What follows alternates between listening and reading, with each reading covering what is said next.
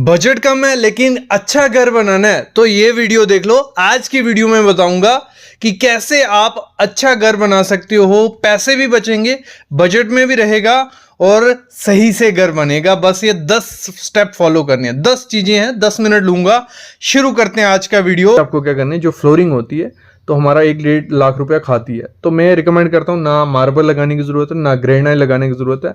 Simple white tile लगाओ पूरे घर में। बाकी आपकी चॉइस है, आप कोई भी कलर चूज करते हो, लेकिन वाइट क्या होता है वो सब इंटीरियर के साथ चला जाता है और सस्ता भी पड़ेगा। जब एक साथ पूरा सामान लोगे, पूरी टाइल घर के लिए सेम लोगे, तो उसमें वेस्टेज बहुत ज़्यादा कम हो जाती है और रेट आप उसमें कम कर सकते हो। जब आप अलग अलग किस्म की टाइल लेते हो तो एक टाइल ही वो सस्ती लगेगी, दूसरी टाइल में वो रेट बढ़ा के बताएगा, तीसरी में और बढ़ा के, ऐसे होता है। तो आपको करना है, एक लेनी है, उसमें बार्गेनिंग करके रेट कम कर लो, वेस्टेज भी कम हो गए, पैसे भी बच जाएंगे। अगली चीज़ ऐसे इसी में, जब आप घर का नक्शा बनवा रहे हो, हम क्या करते हैं, प्लम्बिंग और इलेक्ट्रिक की डिटेल नहीं लेते हैं। हम क्या करते हैं, किस पे डिपेंड होते हैं, जो ठेकेदार आएगा प्लम्बिंग वाला या इलेक्ट्रिक का काम वही करेगा, वही जहरी मारेगा। मैं बोलता हूँ पहले ड्राइंग ले लो। जब आपका घर बन रहा होता है, मतलब दीवारें हो रही हैं, तब जहाँ जहाँ लाइन छोड़नी होती है कि यहाँ से पाइप जाएगी तो यहाँ से बिजली की लाइन जाएगी, तो वो पहले ही छोड़ दोगे तो तोड़ा फोड़ी नहीं करनी पड़ेगी, खर्चा कम होगा। और आपको पता होगा कि इलेक्ट्रिक और बिजली का कितना लेबर का खर्चा आएगा, क्योंकि हमारे पास ड्राइंग होगी। तो ड्राइंग मस्ट बना लो, ठीक है। अगली चीज क्या करनी है, बहुत इंपॉर्टेंट चीज है। हम क्या करते हैं, फॉरेन के ब्रांड हम पिंटरेस्ट पे देखते हैं, यूट्यूब पे देखते हैं, फॉरेन के काफी ब्रांड्स हैं, उनकी एड्स चल रही हैं, तो उनके मटेरियल हमें अच्छे लगते हैं। लेकिन लोकल ब्रांड जो है इंडिया के, बहुत अच्छे मटेरियल है। तो कुछ लोकल ब्रांड घर की कंस्ट्रक्शन में कौन कौन से लगाने, ये सामने लिस्ट देख रहे हो आपको। यहाँ सीमेंट, यहाँ सरिया कौन सा लगाना है, और यहाँ पे प्लम्बिंग का मटेरियल कौन सा लगाना है। जी कईयों को होता है कि ब्रिक हमें लाल ईंट यूज़ करनी है, ठीक है, करिए, कोई दिक्कत नहीं है। लेकिन मैं बोलता हूँ अगर ब्रांडेड फ्लाई ऐश मशीन से बनी हुई लगाते हो, सस्ती भी पड़ेगी और लाल ईंट से बेटर है। WC ब्लॉक लगाते हो, बेटर है। आपकी चॉइस है, आप लाल ईंट के साथ जा सकते हो, लेकिन ये लगाते हो, पैसे बचेंगे और अच्छी क्वालिटी का घर भी बनेगा। तो ब्रांड क्या करने, इंडियन ब्रांड यूज़ करने। तो ये सामने मैंने कुछ इंडियन ब्रांड भी लिख दी हैं, आप इनमें से चूज़ कर लो।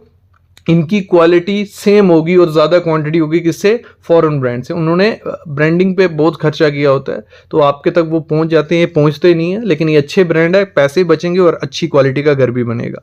अगली चीज़ क्या करनी है आपको, जब भी घर बनाना है, मैं बोलता हूँ मटेरियल लेने से पहले या बनाने से पहले रिसर्च कर लो। रिसर्च आजकल यूट्यूब बहुत हेल्प करता है, हर चीज़ को जो भी चाहिए, जो भी जानना है आपको यूट्यूब पे मिल जाएगा। यूट्यूब पे नहीं मिलता है, गूगल पे जाइए, वहाँ मिल जाएगा, चैट GPT पे। तो रिसर्च जरूर करनी है, मतलब 1-2 ऑप्शन आपके पास होने चाहिए। कहीं भी दुकान पे खरीदने कुछ जा रहे हो, आपको अगर आइडिया होगा तो अच्छी चीज़ भी मिलेगी और बजट में मिलेगी। अगर जाते ही खड़े हो जाओगे वहाँ, बोलोगे ये चाहिए, महंगी भी मिलेगी और अच्छी भी नहीं मिलेगी। तो रिसर्च कर लेना यार, 5-10 मिनट लगते हैं। या तो हमें कॉल कर लीजिए, हम आपकी पूरी हेल्प करेंगे। कंसल्टेशन फी रहती है हमारी 500 रुपया, जिसमें कोई भी क्वेरी है, कोई भी डाउट है, पूरा क्लियर किया जाएगा। तो वो भी कर सकते हो, जरूरी नहीं है। मैं बोलता हूँ, रिकमेंड करता हूँ यूट्यूब, गूगल, चैट GPT। बाकी तो कॉल अवेलेबल है, कोई दिक्कत नहीं है, डिस्क्रिप्शन में डिटेल है। अगली चीज क्या करनी है, फॉल सीलिंग की कोई जरूरत नहीं है मेरे ख्याल में, क्योंकि उससे अच्छा, फॉल सीलिंग से अच्छा क्या हो सकता है, plain ceiling, surface light, chandelier use करो और बेटर है, कोई दिक्कत नहीं है। विंडोज में लकड़ी, मैं बोलता हूँ लकड़ी जितनी अपने घर में यूज करोगे उतना महंगा पड़ेगा, और लकड़ी आजकल इतनी ट्रेंडी नहीं है, इतनी प्यारी नहीं दिखती है जितना आजकल न्यू आइटम्स आई हैं। आप एल्यूमिनियम, UPVC, CPVC, तो काफ़ी मटेरियल है, वो अच्छे भी है, देखने में भी अच्छे लगते हैं। वैसे ही डोर है, जो डोर हम खुद से बनवाएंगे वो महंगे पड़ेंगे। मार्केट से जाओ, फ्लश डोर लाओ, क्योंकि क्या मतलब आजकल टर्माइट इतना ज़्यादा नहीं है, मॉइस्चर रेजिस्टेंट दरवाजों को पेंट है, प्लाई है, तो इतनी जल्दी ख़राब भी नहीं होते। तो वो सस्ते भी पड़ेंगे और देखने में भी अच्छे लगते हैं। मतलब रेडीमेड फर्नीचर लाओ, खुद से बनाओगे, महंगा भी पड़ेगा और इतनी ज़्यादा ज़रूरत आजकल के ज़माने में मेरे ख्याल में तो नहीं है। आपको अपना ड्रीम हाउस बनाना है, वो भले ग्राउंड फ्लोर है, G+1 है, G+2 है, जितना भी बनाना है उसका नक्शा बनवा लो। आपके पास जितना भी बजट है, आपके पास 5 लाख है, 10 लाख है, लेकिन आपका सपना है कि आपका G+1 हो, इतने कमरे हो, और आपके पास उतनी ज़मीन है लेकिन पैसे नहीं है घर बनाने के। मैं बोलूँगा एक अच्छा सा आर्किटेक्ट हायर करो। अच्छा सा इसलिए बोल रहा हूँ क्योंकि मार्केट में काफ़ी इंजीनियर है, काफ़ी आर्किटेक्ट हैं, जो नक्शा मेरे ख्याल में आपके लिए एफिशिएंट हो, जिसमें पैसा भी बचे और अच्छे से बन पाए, वो सारे नहीं बना सकते हैं। तो कुछ लिमिटेड देखना, ढूंढ लेना अच्छे से, उनका काम भी देख लेना, और वो ऑथराइज्ड होना चाहिए, उसी से नक्शा बनाओ। ऐसे वेस्ट है मनी। मतलब अगर आप किसी लोकल इंजीनियर आर्किटेक्ट से नक्शा बना लेते हो और उसको नॉलेज नहीं है, फिर तो आपका पैसों के लग गए, कुछ नहीं होने वाला। तो और दूसरी चीज इसी में जाना है कि विदाउट नक्शा, नक्शे के बिना घर नहीं बनाना है, फिर पैसे वेस्ट होने वाले हैं। देखो नक्शा मैंने कहा था क्या करना है, आपको जैसा बनवाना है वैसा आप बनवाओ, भले पैसे कम है, लेकिन जब आप नक्शा बनवाओगे आर्किटेक्ट को बता देना कि मेरे को क्या करना है, इतना सा मेरे की अभी मेरी रिक्वायरमेंट है कि एक कमरा में बना लूं, एक लॉबी हो, एक किचन हो, एक बाथरूम हो, बाकी मैं बाद में कंस्ट्रक्शन करूंगा 2 साल बाद या 3 साल बाद। तो नक्शा इस हिसाब से बनाना कि ये चीजें मैं पहले बना सकूं, ये 3 चीजें बना ली, और बाद में जब मैं कंस्ट्रक्शन कराऊं तो इसी प्लान के हिसाब से मैं नेक्स्ट बना सकूं। मतलब आपको प्लान पूरा बनाना है, लेकिन बजट जितना है उतनी कंस्ट्रक्शन अभी करोगे, नक्शा आपके पास होगा, आपका सपनों का घर आज नहीं कल नहीं परसों जरूर बनेगा। ऐसा मत करो कि पैसे कम है लेकिन मन कुछ हो रहा है बनाने का, प्लान उतना ही करोगे, फिर बाद में जब पैसे आएंगे तो फिर वो तोड़ के बनाना और वो वैसा बन नहीं पाओगे। तो अभी से आपका नक्शा G+1 या G+2 के लिए रेडी होना चाहिए, जैसे आपने ड्रीम लिया। अगर छोटे घर का लिया है आप उसी हिसाब से जा सकते हो। ये पहली चीज है। जब एक घर बना रहे होते हो, आपके पास अभी 5 लाख पड़ा है, 10 लाख पड़ा है या 20 लाख पड़ा है, तो आपको बजट का आइडिया नहीं है कि पैसे लगने कितने वाले हैं। देखो वो आर्किटेक्ट भी आपको बता देगा, क्योंकि लमसम वो आइडिया दे देगा, और आप खुद से भी निकाल सकते हो। लगा लो आपका 600 स्क्वायर फीट का एरिया है, या 700 800 900 जितना भी है, 600 स्क्वायर फीट पकड़ लिया। इस समय आरसीसी का मतलब आप पेंट से प्लास्टर तक हमारा घर कंप्लीट ही होता है। लगा लो प्लास्टर हो गया, थोड़ा पेंट हो गया और दरवाजे लग गए, अंदर का इंटीरियर नहीं भी हुआ, तो 1450 रुपया पर स्क्वायर फीट पूरे इंडिया में 28 स्टेटें हैं ना, लगभग यही रेट चल रहा है। 50 रुपये, 100 रुपये, 150 रुपया ऊपर नीचे होगा, इतना ही है। लग के आपको आइडिया लग जाएगा कि आपको घर बनाने में आना कितने वाला है खर्चा। 600 इंटू 1450 करते हैं तो आपको कुछ 8,70,000 रुपये आ गया। मतलब 8 से 9 लाख रुपए लगने वाला है अगर 600 स्क्वायर फीट का घर है। तो अगर आपने अभी अपनी जेब देखनी है कि उसमें 2 लाख पड़ा है, 3 लाख पड़ा है या 4 लाख पड़ा है, उतना पड़ा है, उसी हिसाब से प्लान करोगे। एक कमरा बन जाएगा, लॉबी बन जाएगी, बाथरूम किचन बन जाएगी। बाकी में जो मेरे को चाहिए नीचे के फ्लोर में, ऊपर के फ्लोर में, वो बाद में बनाऊंगा। नक्शा अभी से रेडी होना चाहिए, पहली चीज करनी है। दूसरी चीज क्या करनी है, जब आपका नक्शा बन गया, कभी भी जो आर्किटेक्ट सुजेस्ट करे कॉन्ट्रैक्टर, मत जाओ। जाने में सारे बुरे नहीं होते, लेकिन चांसेस होते हैं कि बुरा कॉन्ट्रैक्टर हो सकता है। बुरा का कहने का मतलब यह है, आर्किटेक्ट और कॉन्ट्रैक्टर मिल सकते हैं, वो उस हिसाब से डिटेल बना सकता है कि कॉन्ट्रैक्टर को बेनिफिट हो, कॉन्ट्रैक्टर को बेनिफिट होगा। तो आर्किटेक्ट को मैं बोलता हूँ नक्शा बना के रख लो अपने पास, उसके बाद 10 दिन लो।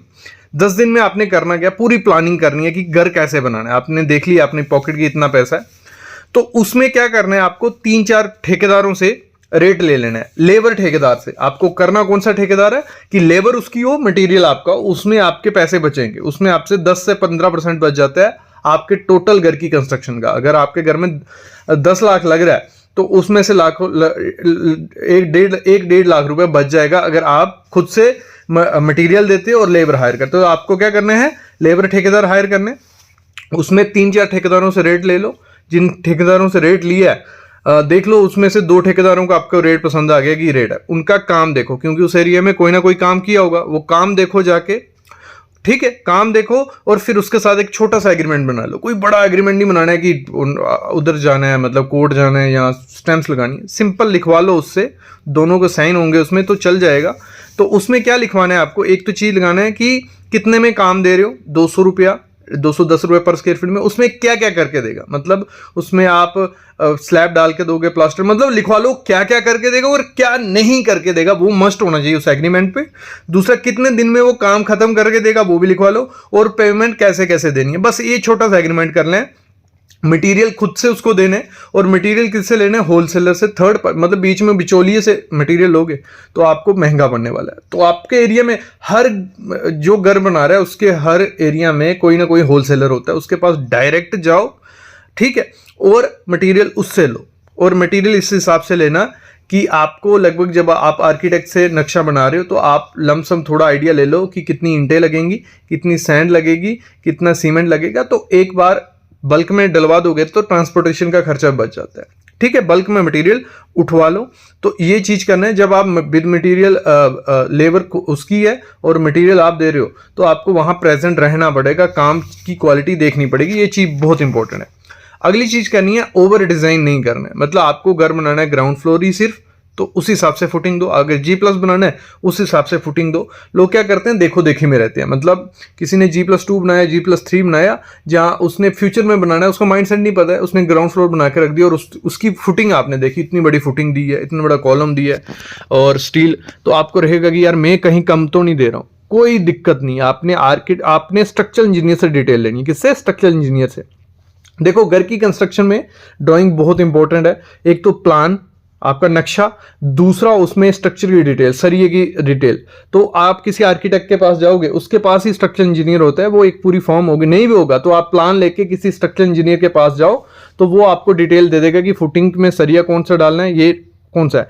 बट एक चीज मैं मस्ट बार बार रिपीट कर रहा हूं कि लोकल, मतलब जो आर्किटेक्ट है, इंजीनियर है, अगर सही से उनका काम नहीं है, उनके पास चल गया तो कवाड़ा हो जाएगा। तो एक बार पुराना देखना कोई, और जिसका काम देखा हो और जिसका नाम हो और जो क्वालिफाइड हो। मेन चीज है क्वालिफाइड। देखो, एक नाम बन जाता है जब सालों से काम कर रहा होता है कोई आर्किटेक्ट या इंजीनियर, तो नाम बन जाता है लेकिन क्वालिफाइड नहीं होता। क्वालिफाइड कौन है? जिसने डिग्री की है और अच्छी जगह से डिग्री की, तो पता चल जाता है। मतलब एक अच्छा आर्किटेक्ट और इंजीनियर हायर करना है। दूसरा, अगर वहां लोकल नहीं मिल रहा है तो ऑनलाइन काफ़ी फॉर्म्स हैं जो रजिस्टर्ड हैं, तो उनसे भी आप संपर्क कर सकते हो, उनसे बनाना है। मतलब आपको नक्शे लेने ही लेने, 4 नक्शे आपके पास होने चाहिए।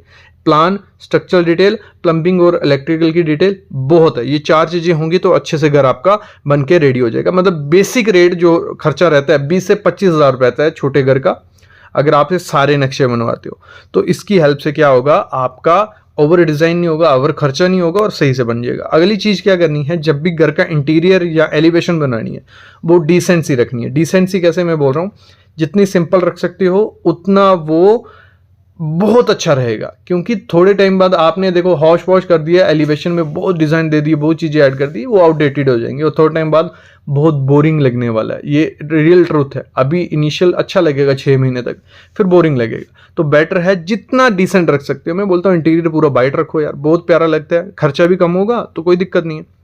एलिवेशन रखनी है वो सिंपल रखिए, जितनी सिंपल एलिवेशन होगी खर्चा भी कम होगा, देखने में भी अच्छी रहेगी और मेंटेनेंस भी काफ़ी ज़्यादा कम होगी। ठीक है। अगला जो जैसे मैं बात कर रहा था कलर्स के बारे में, पेंट वगैरह अगर बहुत कलर करवाओगे वो नहीं अच्छा लगता है आजकल। आपको सिंपल रखना है, उसमें पैसे बचेंगे। जैसे आप क्या करते हो, पुट्टी करवाते हो पूरे घर में अंदर बाहर, साथ में प्राइमर करवा लो, खत्म कहानी। प्राइमर अच्छी, मतलब दोनों चीज़ें अच्छी कंपनी की करवाओगे तो इतनी जल्दी खराब नहीं होगा, देखने में भी अच्छा लगेगा और इंटीरियर सस्ते में भी हो गया।